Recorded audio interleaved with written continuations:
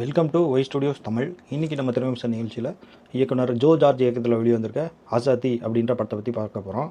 இந்த படத்தோட கதையை பற்றி பார்த்தோன்னா, படத்தோட ஆரம்பத்தில் பார்த்திங்கன்னா ஹீரோயின் வந்து என்ன பண்ணுறாங்கன்னா, ஒரு கொலை பண்ணிவிட்டு ஜெயிலுக்கு போயிடுறாங்க.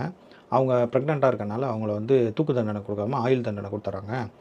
இதை வந்து வெளியே இருந்து வேடிக்கை பார்த்துட்டு என்ன பண்ணுறதுன்னு தெரியாமல் ஹீரோயினோட அப்பாவும் வெயிட் பண்ணிட்டு இருக்காங்க. ஹீரோயினோட அப்பா வந்து ஒரு பெரிய ரவுடி.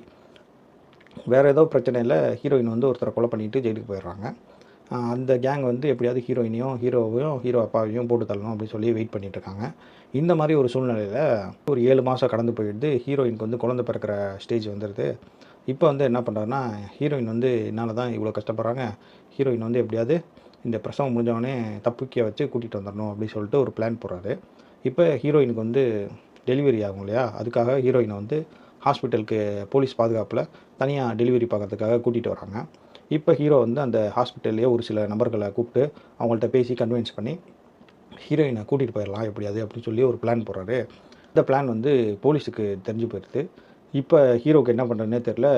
போலீஸ் வந்து ஸ்பெஷலாக ஒரு டீமை இறக்கி இவங்க பிளான் எல்லாத்தையும் முறியடிச்சிடறாங்க. இவங்க பேசி வச்சுருப்பாங்க இல்லையா ஒரு சில ஆட்கள் அந்த ஹாஸ்பிட்டலில், அவங்க எல்லாத்தையும் தன் கண்ட்ரோலில் வச்சிட்றாங்க போலீஸு. ஹீரோவால் எதுவுமே பண்ண முடியல. இப்போ வந்து ஹீரோ சவால் விடுறாரு, நான் எப்படியாவது என் ஒய்ஃபை நான் கூட்டிகிட்டு தான் போவேன் அப்படின்னு. போலீஸும் நீ முடிஞ்சால் எங்களை தாண்டி கூட்டிகிட்டு போ அப்படின்னு சொல்லிடுறாங்க.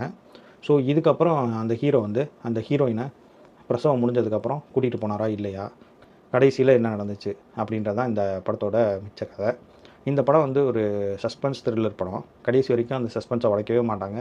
கிளைமேக்ஸில் டைட்டில் போடும்போது தான் அந்த சஸ்பென்ஸே உடைப்பாங்க. அந்த சஸ்பென்ஸ் வந்து நல்லாவே இருக்கும். ஏன்னா படம் வந்து 2 மணி நேரம் தான். படத்தில் பிரச்சனைன்னு சொல்லிக்கிற அளவுக்கு எதுவுமே பெருசாக இல்லாதனால தேவையில்லாத பாடல்கள், காமெடி சீன்ஸு, தேவையில்லாத லவ் சாங்ஸு எதுவுமே இல்லாதனால படம் விறுவிறுன்னு என்ன சொல்ல வந்தாங்களோ அதை சொல்லிவிட்டு கரெக்டாக போயிட்டே இருந்துச்சு. இந்த படம் 1 மாதத்துக்கு முன்னாடியே ரிலீஸ் ஆயிடுச்சு. இப்போ தான் நம்ம சன் நெக்ஸ்ட்டில் பார்த்தோம். தமிழில் தான் பார்த்தோம். இருந்தாலும் ரொம்ப நல்லாவே இருந்துச்சு. படம் வந்து இவ்வளோ நல்லா இருக்க காரணம் என்ன அப்படின்னு கேட்டிங்கன்னா, இந்த படத்தை இயக்குனது வந்து பார்த்திங்கன்னா ஜோ ஜார்ஜ் அப்படின்றவர். ஆனால் இந்த படத்துக்கு திரைக்கதை எழுதினவர் வந்து சாகர் அப்படின்றவர் எழுதியிருக்காரு.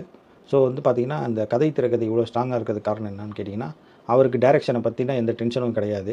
அவரோட பணியில் கான்சன்ட்ரேட் பண்ணியிருப்பார். டைரக்டர் அவரோட பணியில் கான்சன்ட்ரேட் பண்ணியிருப்பார். அதனாலேயே பார்த்திங்கன்னா இந்த படம் வந்து ஸ்பெஷலாக ஒரு நல்ல த்ரில்லர் படமாக வந்திருக்கு. நீங்கள் வந்து ஒரு 2 மணி நேரத்துக்கு நல்ல சஸ்பென்ஸ் த்ரில்லர் படம் பார்க்கணும் அப்படின்னா நான் கண்டிப்பாக இந்த படத்தை ரெக்கமெண்ட் பண்ணுவேன். ஆசாதி சன் நெக்ஸ்ட்டில் போய் பாருங்கள். நன்றி.